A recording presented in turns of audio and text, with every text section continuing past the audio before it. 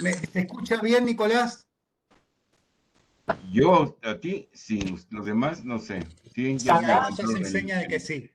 el dedo pulgar, que sí están escuchando bien. Ok, qué bueno. Bueno, ¿cuánto tiempo tenemos, Ilse? ¿Una hora menos? Sí, sí, una horita. Ok, bueno, no es muy largo el rollo que les voy a echar, que les voy a platicar. Eh, y bueno, más que contemplarlo, y me encantaría que fuera una presentación, más bien que llegara a ser una conversación entre nosotros, ¿no? Y sí quiero iniciar esto, si está en la cuestión jurídica, no sé si es psicología jurídica lo que manejan, no. Así es, psicología jurídica es la materia. Muy interesante, creo que ustedes podrían darle muchas ideas también al rollo que estoy trabajando, y a lo mejor alguna de esas les ayudan. Eh, Quiero iniciar primeramente con una anécdota. Una anécdota que me ocurrió el primer día de clases cuando inicié un curso, ¿sí? En el primer día de clases. Fue muy interesante porque, bueno, mi clase es de teoría y práctica, ¿sí? Las dos cosas. Y daba las dos cosas, teoría y práctica, en el Centro de Servicios Psicológicos de la Facultad de Psicología, que está ubicada en el sótano del edificio de la facultad. Y bueno, los doy ahí, o lo daba ahí, porque de un lado tenía los consultantes y del otro lado tenía los estudiantes, ¿sí? Entonces, bueno, en las horas de teoría conversaba con los estudiantes sobre lo que era la psicoterapia desde este punto de vista, en fin, todo esto. Y en las horas de práctica, como estábamos en un espacio con un cristal de doble visión, una cámara de GESEL, entraban los consultantes o pacientes, yo los veía, trabajaba con ellos, los estudiantes veían desde el otro lado del espejo, y en algún momento de la sesión yo les decía a los consultantes, voy a salir un momento a conversar con el grupo que está atrás del espejo, y enseguida regresamos. Yo salía, hablaba con el grupo, nos poníamos un poco de acuerdo y entraba el grupo con el consultante. Esto es una modalidad que yo adapté del equipo de reflexión de Tom Anderson, igual se los puede platicar, irse más adelante si no lo conocen. Te En donde, comento, Gilberto, que hoy sí, justamente hablamos de Tom qué Anderson. bueno, qué bueno. Ya le dirás cómo inventó, cómo surgió este modelo de equipo de reflexión. Bueno, el caso, me brinco toda esta parte, el caso es que llegué al primer día de clases y no tenía ningún estudiante ahí en mi clase, y me dije, bueno, ¿qué pasó, no? ¿Qué es lo que está ocurriendo aquí? Entonces fui al departamento de psicología clínica a consultar, y resulta que mis estudiantes, bueno, el salón que habían puesto para la práctica, para la parte teórica del curso, lo habían puesto en otro lado, en el tercer piso del edificio A, que es en el otro extremo de donde está el Centro de Servicios Psicológicos. Bueno, pues resulta que ahí voy para arriba, me veo a los estudiantes, caras de todo tipo, de sorpresa, de ingenuidad, ay, qué bueno que llegó, cosas de estas, ¿no? El caso que les dije, el curso no es aquí, el curso y la parte teórica se van a dar en el Centro de Servicios Psicológicos, así que vámonos para allá. Y se me ocurrió en ese momento decirles, pero ojo y váyanlo pensando en lo que se trasladan para allá. Nada de lo que voy a hablar con ustedes es cierto ni verdadero. Así que ahí nos vemos. Ya se imaginarán, seguramente los alumnos fueron pensando, uy, otro profesor loco. No, la próxima semana que hay altas y bajas, me doy de baja y me voy de alta con los conductistas, que son los que sí saben de cosas ciertas. En fin, eh, el caso es que llegamos al centro de servicio psicológico. Imagínense todo lo que fueron pensando los estudiantes con eso que les dije, ¿no? Recorrer todo el pasillo del tercer piso, bajar 3 pisos, cruzar toda la explanada, bajar al sótano del edificio D, pensando mil cosas acerca del profesor Lobo, que les estaba diciendo que no les iba a hablar de verdades ni de realidades cerradas.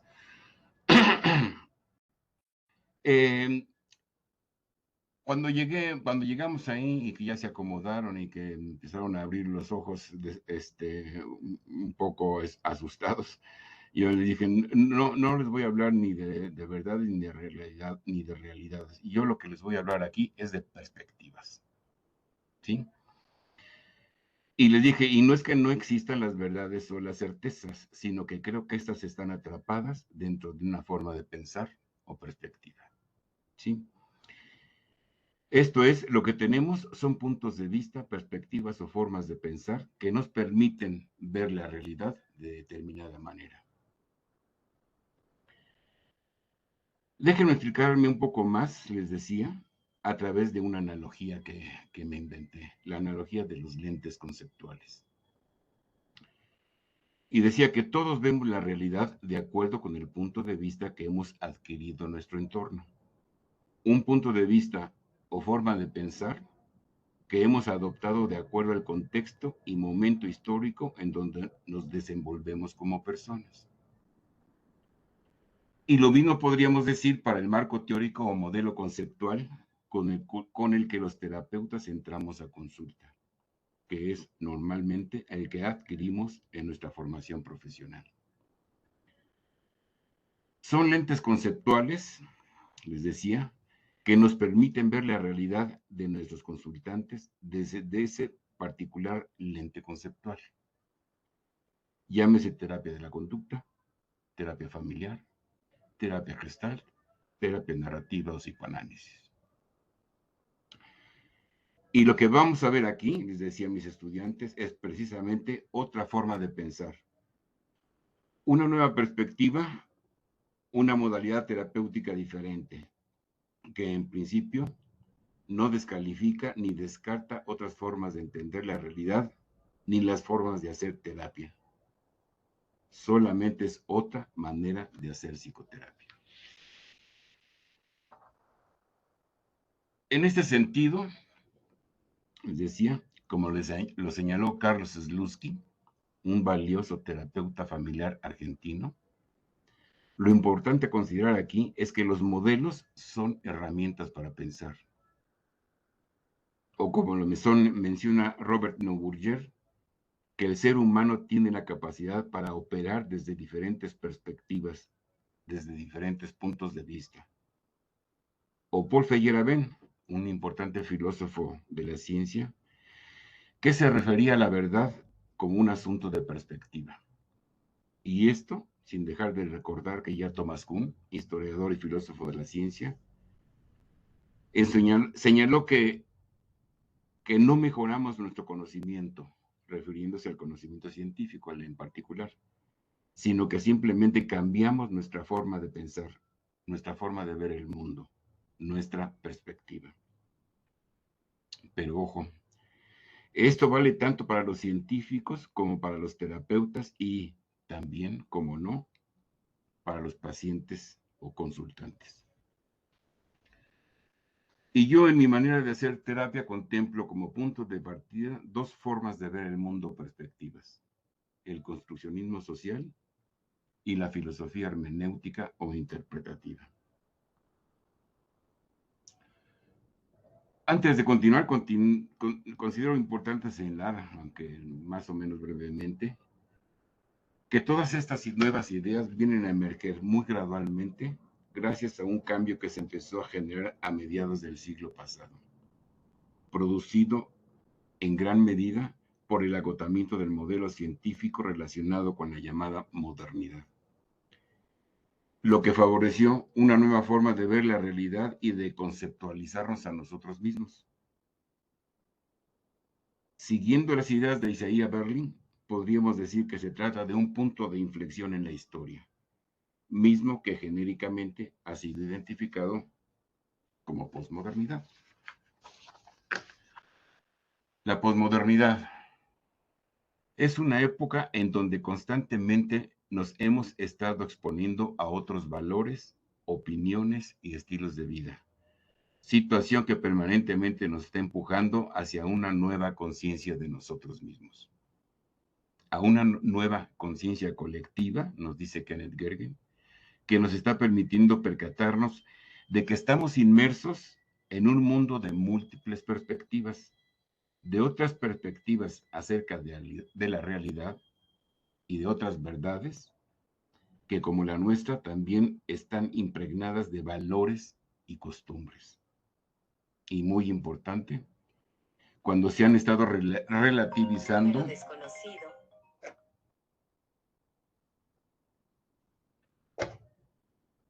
cuando se han estado relativizando nuestros conocimientos acerca de la realidad. Y aquí nuevamente incluyo tanto a los terapeutas como a los consultantes. Déjenme abordar estas ideas, propuestas y reflexiones para hablarles de mi forma de hacer terapia. Desde el punto de vista construccionista y hermenéutico que yo sostengo o sustento, sobre todo para el ámbito de la psicoterapia, las historias que nos llegan a consulta no son otra cosa más que relatos o narrativas que nos muestran formas de ser y de pensar establecidos dentro del contexto en el que se desenvuelven las personas. Ni más ni menos. Pero que suelen ser también el escenario o contexto en donde está alojada la problemática por la cual buscan ayuda en la terapia. En otras palabras, considero que la demanda, queja o narrativa con la que llegan a consulta es una versión o interpretación de lo que está ocurriendo en ese momento de sus vidas. Pero al mismo tiempo son un ejemplo de las ideas y conceptos que configuran sus particulares maneras de ser y de pensar. La estructura lógica de sus pensamientos, diría yo retomando a Thomas Kuhn, y por lo mismo, siguiendo ahora a Gadamer, son una interpretación de lo que ocurre en sus vidas. Pero una interpretación que se sostiene a sí misma gracias a la inercia relacional que circunscribe, creo que la circunscribe. Esto es, no son construcciones o interpretaciones, esto es muy importante, supongo que para ustedes, que estén fijas o que sean inamovibles, incluidas algunas de las tradiciones culturales que las sustentan, por lo cual considero que pueden ser a su vez reinterpretadas, tanto por ellos mismos, por supuesto, o a través de la psicoterapia.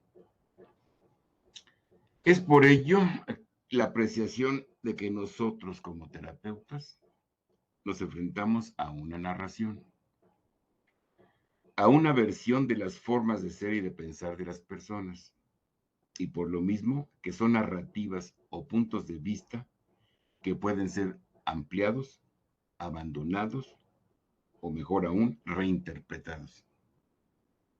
Que es, y me disculpo por esta osadía, lo que creo que hacen los psicoanalistas. Esto es, me refiero a una nueva visión o perspectiva que en mi caso les permita a los consultantes generar formas de vida alternativas. Lo importante aquí es la posibilidad que tenemos los terapeutas para caminar con nuestros consultantes, en la medida de lo posible, por senderos narrativos que los lleven a configurar formas de vida más agradables o al menos que les permitan vivir la vida en condiciones menos ominosas. Me refiero a una cuidadosa conversación o diálogo transformador, incluso en ocasiones algo irreverente, como ya lo pensaba Chequín, Ilse, pero a un diálogo que les facilite acceder a las historias aún no contadas a las que hacía referencia Janine Anderson. Hablo de un proceso conversacional que, además de facilitar a las personas su acceso a otras formas de relacionarse con el mundo, al mismo tiempo está favoreciendo la relativización de sus concepciones previas acerca de la realidad. De esas verdades inmutables o inamovibles que puedan estar agazapadas atrás de nuestras formas de pensar.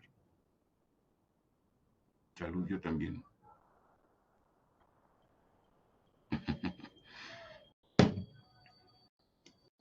Se trata, parafraseando a Gergen, de un mecanismo conversacional que pueda permitirnos navegar por el océano de posibilidades del mundo que nos tocó vivir. O como lo apunta Tomás Ibáñez, por versiones de la realidad que les faciliten a las personas vivir la vida de otra manera. Son ideas y planteamientos que nos conectan, una vez más, con el relativismo. Un relativismo que nos invita a aceptar la veracidad de las múltiples perspectivas o discursos, ojo, sin que tengamos que comprometernos necesariamente con ninguna creencia o discurso en particular. Y que pueda hacerle frente, por ejemplo, a las vicisitudes cambiantes del futuro por venir. Una identidad ampliada, flexible, versátil. En concreto, y fui muy rápido, pero está muy bien. Se trata de una forma de pensar que como yo lo veo, que puede llegar a tener importantes implicaciones para la construcción de realidades alternativas en el ámbito de la psicoterapia. Y por supuesto, para ampliar las posibilidades en la construcción del conocimiento científico contemporáneo.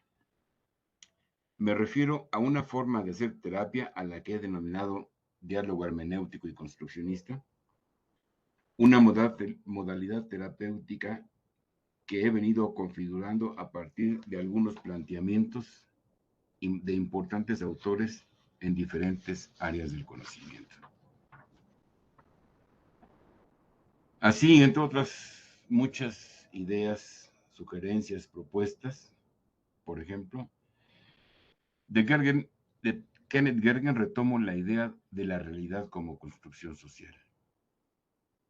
De Wittgenstein, su observación del lenguaje como herramienta para acceder a las formas de vida de las personas. De Gadamer, sus planteamientos sobre la interpretación como conocimiento. De Foucault, el compromiso que tienen los intelectuales para enseñarles a las personas que son más libres de lo que se sienten. Además de adaptar las ideas grecorromanas sobre las prácticas de libertad como metáfora oportuna para el contexto terapéutico.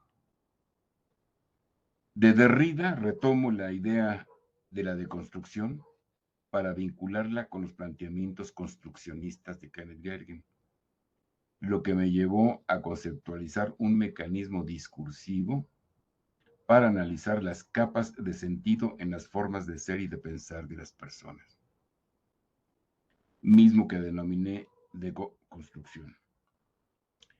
Una idea afín, y lo digo con todo respeto, a los procedimientos psicoanalíticos, pero en mi caso con propósitos diferentes. De Tomás Ibáñez, sobre todo en su faceta anarquista, ojo, contemplo la sugerencia para explorar con las personas alternativas concretas que les permitan tejer otras relaciones sociales, que les ayuden a desarrollar otro modo de vida. Y de Thomas Szasz, y esto va a ser muy importante para ustedes, creo, su distanciamiento del discurso psiquiátrico de las patologías para hablar simple y llanamente de problemas de la vida.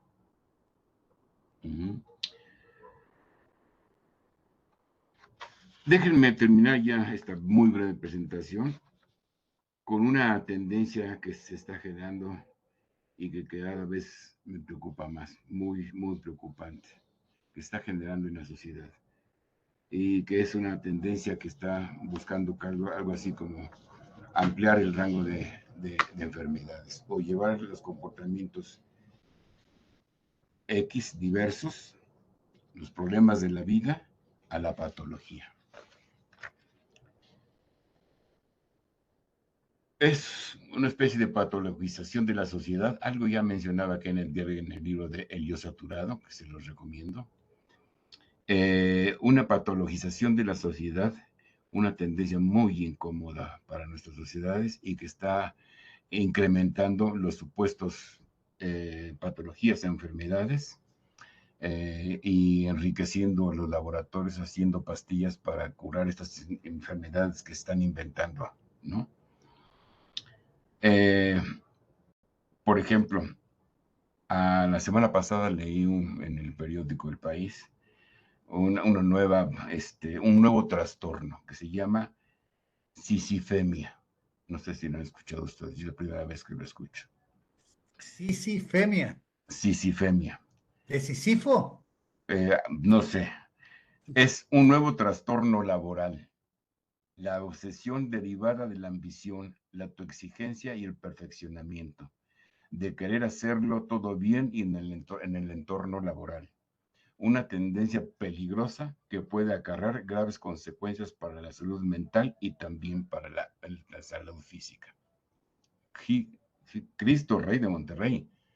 Esto lo inventó el señor que acaba de ser identificada por el señor José Manuel Vicente, director de la Cátedra de Medicina Evaluadora Pericial de la Universidad Católica de San Antonio de Murcia. ¿Sí? Es una nueva patología.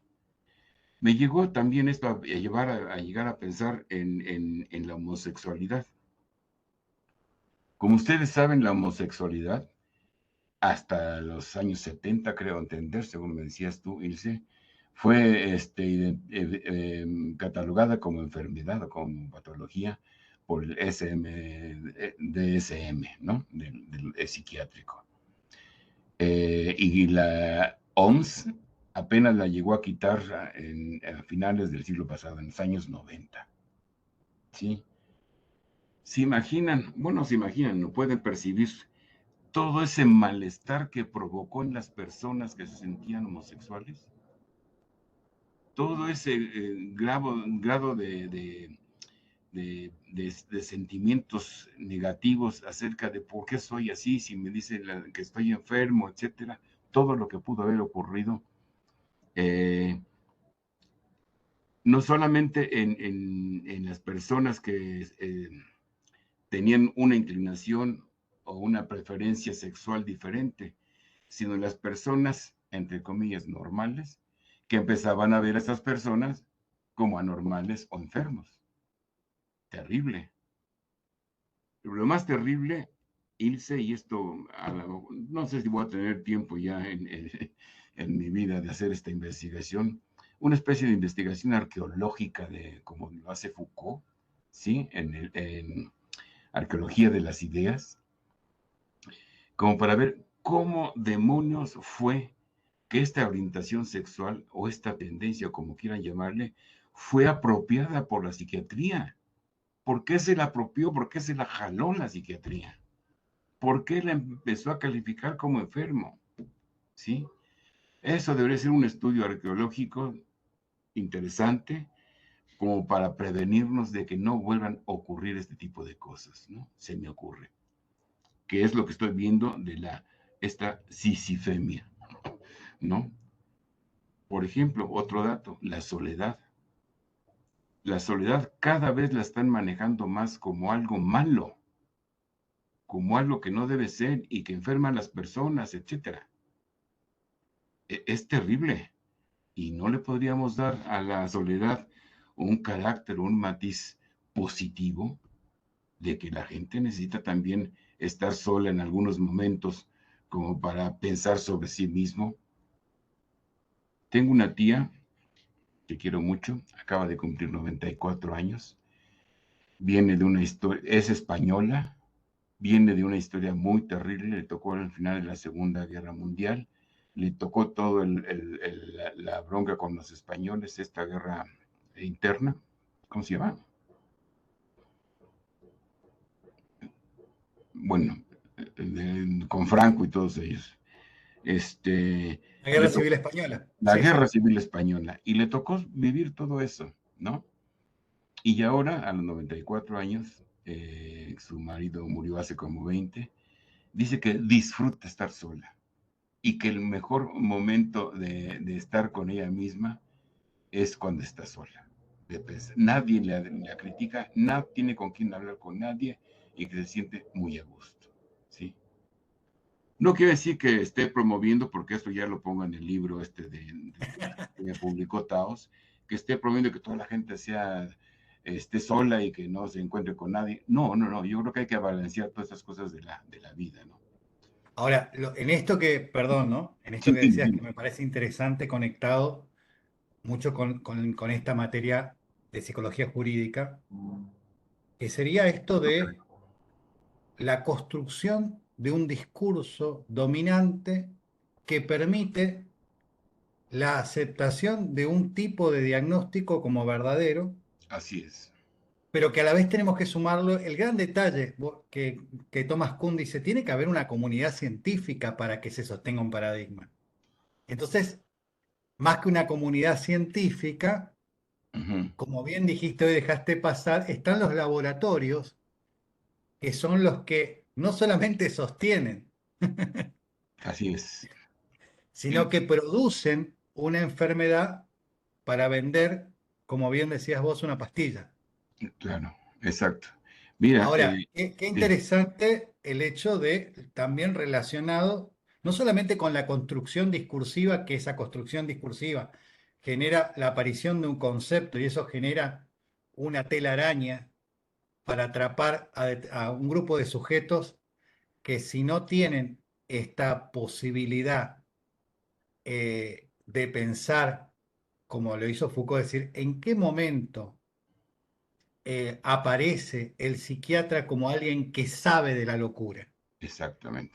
¿Qué sucesos, qué situaciones, qué circunstancias hacen posible que esto... Entonces, esto que vos decís se varía a preguntarnos, ¿qué es lo que está como fondo que sustenta la posibilidad de que nadie cuestione este tipo de patología? Es pregunta.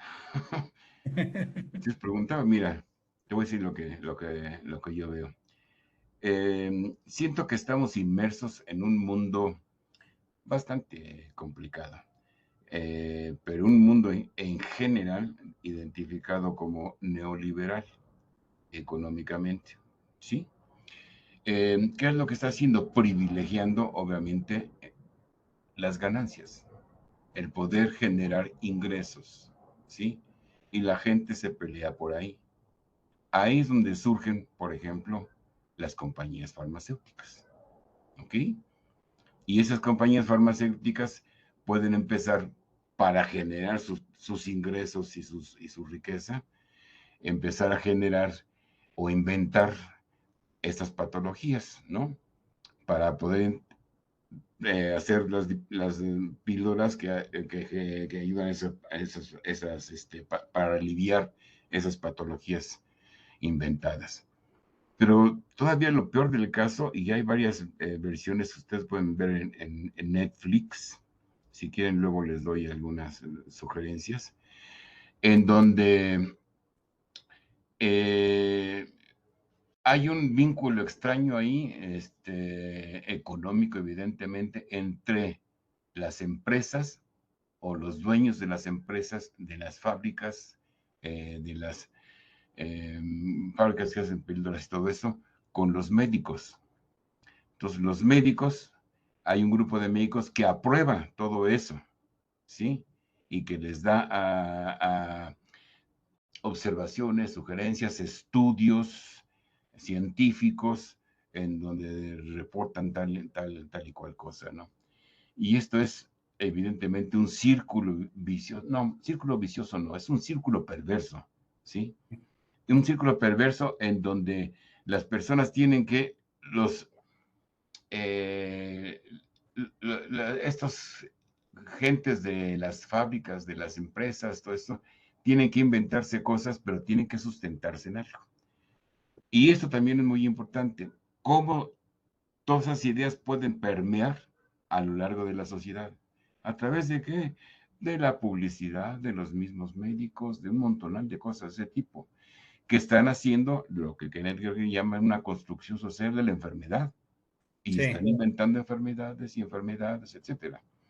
Entonces, lo que antes era una vida normal, entre comillas, lo que antes era un problema de la vida cotidiana, puede convertirse en una patología. Y algo más, para que no caigamos mucho en la idea de que el DSM o la Organización Mundial de la Salud son así como científicas y puras y etcétera. El DSM, tú lo sabes, se, se, se dicen las cosas y se aprueban las cosas por votación, ¿sí? Es un grupo de médicos seleccionados que dicen qué es lo que está enfermo o no, en fin, todo esto. Y esto es lo grave del asunto, ¿no? ¿Qué es lo que nos tocaría hacer a los psicólogos? Estoy pensando también en los psicólogos, en la parte jurídica que estoy viendo que algún día me van a tener que platicar ustedes de qué se trata, ¿sí? De no caer en ese tipo de propuestas y provocaciones, ¿no? Y tratar de desmantelar en alguna medida esas construcciones patologizantes de la sociedad, ¿no? Y Gilberto, esto que vos mencionabas en el encuentro Ujú, anterior también, quizás nuestra función, y pensando un poco en también tu aporte, es el terapeuta como aquel que, la terapia en todo caso, como aquella generadora de márgenes de libertad, ampliar márgenes de libertad, sí. que no es, es interesante porque uno dice, yo justo que hoy algunas de las chicas que estaban acá dieron la escuela, Ujú, el abordaje narrativo, bueno, como ensanchar esa trama o escribir otros textos o agregar una hoja como sí, sí. metáfora, digamos, ¿no? Ujú, Pero, o si se quiere, por lo menos probar, inventar otra palabra para decir eso, sí. que no sea desde el lado de lo patológico, que no Ujú, sea desde el lado de lo del desequilibrio o del sin firmeza o de lo anormal, ¿no? exacto, ¿Por qué no recuperar esto, ¿no? Que ya está presente en nuestro amigo Bason, de la diferencia que hace claro. diferencia. Ujú. Sí, sí, sí. Y que es retomado de alguna manera por un montonal de intelectuales, sociólogos, psicólogos sociales como Tomás Ibáñez, que es el que dice de que favorecer formas de vida, otras formas de vida, ¿no? Que esto es lo importante para no que o sea, la idea de los márgenes de libertad de lo que dices, lo que yo planteo, es que la gente vive encerrada de alguna manera en formas de pensar restringidas, ¿no?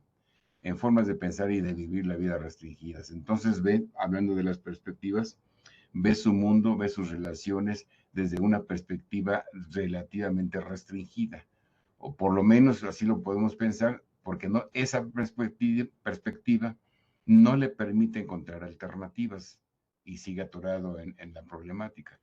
Lo importante aquí, como yo lo menciono, es ampliar esos márgenes de libertad tan estrechos que tiene y para que pueda involucrarse en formas de vida mayores, amplias, ¿sí? Lo que también señalo como la posibilidad, dice, esto lo dice, lo retomo de Bauman, eh, la posibilidad de, bueno, no es, de encontrar alternativas y de encontrar formas de vida más amplias, flexibles, que pudieran facilitar a la persona enfrentarse a situaciones complicadas, a las nuevas situaciones que está enfrentando el mundo contemporáneo, ¿no? Esto también es otro punto muy interesante que no sé si es posible aquí o en otro momento. Eh, la idea de esta identidad ampliada que dice Bauman, Ujú. identidad ampliada, flexible, versátil, que puede hacer frente a las vicisitudes cambiantes del futuro por venir, etcétera, que es importantísimo porque normalmente nos dicen que tenemos que ser de una manera, ¿sí? Que hay que buscar el yo interno, o sea, algo cerradito, ¿no? No, y la idea es, al contrario, ampliar esas posibilidades, tener más repertorio y más posibilidades, ¿no? Y aquí dejen retomar, bueno, tomar como ejemplo no soy especialista en esto, no lo estoy trabajando, pero es este movimiento LGTBIQ+, ¿no? ¿Qué es lo que estamos viendo? Un montonal de formas de ser que están surgiendo, emergiendo. Parte de lo interesante de lo que yo estoy viendo es que hay algunos grupos que se quieren identificar y están en su derecho, ¿eh? Como en una sola parte. Yo soy homosexual. Ok, está bien, quieres ser homosexual, sé homosexual. No, yo quiero ser bisexual. Ok, quieres ser bisexual, pues, estás en tu derecho. Pero hay un punto de vista interesante que es el de los queer, que no se definen para ningún lado y que tienen la posibilidad maleable, vamos a decirlo así, de moverse en diferentes identidades, entre comillas. ¿Sí? Yo creo que es un buen ejemplo de las posibilidades que tenemos como personas para movernos en un rango mayor del que normalmente disponemos. ¿Sí? Y también por eso pienso que parte de lo que, bueno, de lo que yo hago, yo planteo en la terapia, es ampliar esos márgenes de libertad para dejar que la persona se pueda mover más libremente en ese contexto que le tocó vivir. Uh-huh. Gilberto, te hago una preguntita para finalizar, no Sí, sí, quiero viene. robarte más tiempo. ¿Tu aporte estaría como primo hermano del aporte de la colaborativa conversacional, del dialogismo, de la narrativa? ¿Son parientes pero no cercanos? ¿Cómo? Somos parientes. Somos parientes. Surgimos del mismo árbol genealógico, digamos, que es el Bien. construccionismo social, ¿no? El Bien. construccionismo social, que en mi caso es el primer construccionismo social. El último no me atrae mucho, ¿no? O no me provee mucho. Pero sí comparto muchísimas cosas con Jarlín, con Con Schotter, con Schotter también, por supuesto, ¿sí? No, con mucha gente, a ver, bueno, hasta con autores como Foucault, por supuesto, ¿no? Pero no traigo a todo Foucault. Hay una parte de Foucault que ni se me ocurre meterme porque no lo entiendo, pero hay elementos muy importantes de lo que plantea Foucault que considero pueden ser relevantes para adaptarlos en otro contexto. Por ejemplo, en el contexto terapéutico en el que yo me desenvuelvo. ¿Sí? o sea que en ese caso, ya que lo tomaste a Foucault y que justo estábamos hablando, Uh-huh. ¿compartís la forma en cómo lo toma White a Foucault o vos lo tomás otras partes que White no toma? Si me recuerdas cómo lo toma White, no me No, acuerdo. y toda la cuestión el lugar del discurso, el lugar del saber, más Ajá, bien la cuestión genealógica, también toma la cuestión de Derrida, de la deconstrucción. ajá. Esa parte está presente, vos sentís que es lo que tomarías. Mira, no me atrevo a decirte nada porque no recuerdo a Michael White. Recuerdo algunas cosas, entre otras que se apropió del término narrativo, Sí, ¿no? En lo realidad, patentó, ¿vio? en realidad el término narrativo es de los pioneros y todos estábamos identificados como terapeutas narrativos, pero por Claro. algunas circunstancias se le quedó a él el término de terapias narrativas. Pues, está bien, no importa, ¿no? No recuerdo muy bien, pero lo que sí recuerdo, sí pienso, recuerdo un poquito, es que se sustenta en la escritura, creo, ¿no? Mucho se sustenta en la escritura. Habla de historias de vida y todo esto. Sí. Y Reescribir. sí, pero no recuerdo más, así que difícilmente te podría hablar de él. Pero lo que sí te puedo casi asegurar, que comparto muchas cosas con White, ¿sí? Seguramente comparto muchas cosas con White, como comparto muchas cosas con, no, por ejemplo, con Harlin o con Lynn Hoffman, pero con otros Claro. no. Hay otras cosas que no comparto, que no estoy muy de acuerdo, ¿sí? Buenísimo. Entonces son modalidades, vamos a decirlo así, que surgen desde el mismo tronco generacional, ¿no? Que es el construccionismo social. Bárbaro, Y ahí bárbaro. empiezan a Te salir cosas. ¿Perdón? dejó saludos Karen Taverniers.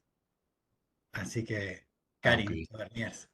Pues ahí Y, me la y saluda, antes ¿cómo no? estuvo con nosotros también Joseph Seguí, que fue a través del cual nos conectamos con vos, digamos, un amigo en Sí, sí, común. sí. El amigo Joseph, sí, buena onda, buena onda. No sé si los demás quieren hacer preguntas o comentarios o quejas o aventarme un hit. Lo bueno es que no tienen jitomates y no llegan hasta acá, pero bueno, díganme si hay algo por ahí. ¿Qué tal, Gilberto? Buenas noches. Bueno, buenas noches acá. Más que Sí, nada, valorar tu aporte, sobre todo de cómo dijiste que la industria farmacéutica, en asociación con los médicos, crean estas categorías. Nombraste recomendaciones de Netflix. Yo hace poco vi una serie sobre el Oxycontin y eso, mero. era clarísimo cómo lo hacían. Y bueno, son esos discursos los que bueno, a veces se caen, pero a veces se mantienen por un montón de tiempo y Así es. producen efectos en las personas que los toman como si fuera la única verdad. Mm. Y está bueno abrir un espacio terapéutico para poner en duda estas cuestiones. Claro, claro. De acuerdo, Camila. Muy bien. Sí, bueno, en mi caso, no sé si será el de ustedes, pero en mi caso, o más bien, en el caso de las terapias, de los terapeutas, como yo más o menos, es precisamente que tratar de zafarlos de esa concepción de la realidad, tratar de hacerlos a un lado de esa forma de pensar y empezar a buscar nuevas formas que no tengan que ver con esa supuesta diagnóstico o patología en sí. Les voy a recomendar también, si pueden, hay un video, varios, pero hay uno interesante de Thomas Sass. Thomas con TH, Sass, S-Z-A-S-Z, se los sugiero, se los recomiendo, donde habla también de eso. Él, si saben, él era, sí, ya falleció, era psiquiatra, que fue uno de los primeros que dijo que la homosexualidad no era una patología, en los años 60, y lo Sí, sí, sí. corrieron de Forma la... parte del movimiento de antipsiquiatría, justamente. No, fíjate que él se deslindó. Él dijo Ah, que no era parte de ese movimiento. Seguramente compartía mucho de lo del sí. movimiento. Y no estoy, y yo creo que hubo muchos llamados antipsiquiatras que siguieron los planteamientos de él, de Thomas Sass, pero él nunca se identificó, y así lo dijo alguna vez, como antipsiquiatra, ¿no? Ah, mirá vos. Son detalles interesantes. Sí, sí, sí. Es como el caso de Michel Foucault. Michel Foucault lo entrevistaron y le dicen algo así como que usted es pionero del posmodernismo y dijo, ¿y esto qué es? Él, ¿no?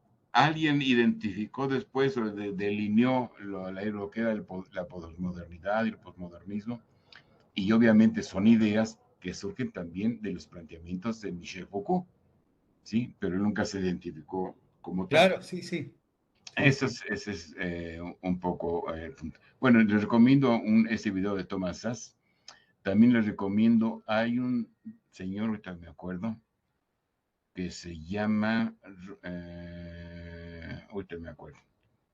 Bueno, también les sugiero el video de Kenneth Gergen que se llama, El que bueno, está con la algo así, botella. en YouTube. Pueden encontrar todo eso Sí, en sí, YouTube. sí. El de Kenneth Gergen se llama Hablemos de la realidad social o algo así. Está muy interesante que se los recomiendo. El Thomas Sass también es padrísimo. Y hay un señor que se llama Ken Robinson, muy, muy simpático, muy bueno, que se llama Las escuelas destruyen Ah, sí. ¿qué? La creatividad. Sí, sí, sí. Las Sí, escuelas lo vi. destruyen algo así. Que está súper interesante y que se los recomiendo. Porque ahí como detalle, como un detalle, ¿tenemos tiempo para dejar este detalle o no? Para hacer el cierre, sí, para hacer el cierre, sí. Para hacer el cierre. Habla de un caso de una chica, de una niña que bailaba por todos lados y que no estaba quieta y no atendía las clases o algo así. Entonces la mamá, bueno, le recomienda que vaya al doctor. Su mamá la lleva al doctor, el doctor la ve, le dice, espérenos tantito, le dice la niña, vamos a hablar a tu mamá y yo. Entonces se pone a hablar y ven a la niña brincando y saltando por todos lados.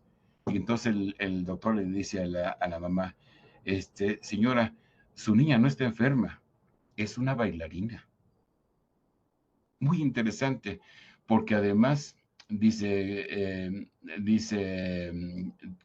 Tom, Robinson, dice, si hubiera estado en el momento actual, le hubieran clasificado como síndrome de el TDAH, ¿no? De síndrome de déficit de atención con hiperactividad y no sé qué tanto. Dice, pero como todavía no se inventaban ese déficit, no, Claro. pues entonces no lo pudieron clasificar. Y la niña, según dice Robinson, eventualmente se convirtió en una coreógrafa extraordinaria, que hizo el fantasma de la ópera y no sé qué tanto, y se convirtió en millonaria, en fin. Pero si lo hubieran sido en esta época, cuando ya existía el Ritalin, igual hubieran recetado Ritalin, la habían tenido tranquilita para que no diera lata, Sí, ¿no? sí, sí, Muy interesante. Échenle totalmente. un ojo a ese video. Y con esto que decís para la parte de educación, qué importante que es el que a veces, en algunos casos, como solemos decir, un buen maestro, en los casos de personas con situación de mucha vulnerabilidad, le puedan prestar un sueño para que estos chicos se puedan soñar, ¿no? A veces está eso, porque también le podés poner un nombre de enfermedad o le podés prestar un sueño. Mm, interesante. Eso es tan importante también, no solamente pensando en el terapeuta, sino pensando en el educador también, ¿no? Ujú, ujú. Muy bien. Así que, querido Gilberto, gracias, muchísimas gracias. Seguimos en contacto. Claro que sí, Por ahí, si te parece, cualquier cosa, mandamos algunas preguntitas con mucho gusto, con para mucho gusto. por ahí con lo que vamos viendo y bueno, y por ahí como vos creas conveniente, vemos para después hacer otro encuentro o nos contestás como creas conveniente de Con, acuerdo a tus tiempos. con mucho gusto, Ilse, me da mucha emoción estar con gente joven, como los que veo aquí, este, y tan lejos y tan cerca, como diría Tal cual, Joaquín Sabina, tal ¿no? cual. Bueno, Abrazo enorme, muchísimas gracias igualmente, por tu tiempo y tu generosidad. al contrario, muchas gracias a ustedes. Que estén muy Nos bien. vemos. Hasta luego. Adiós. Adiós.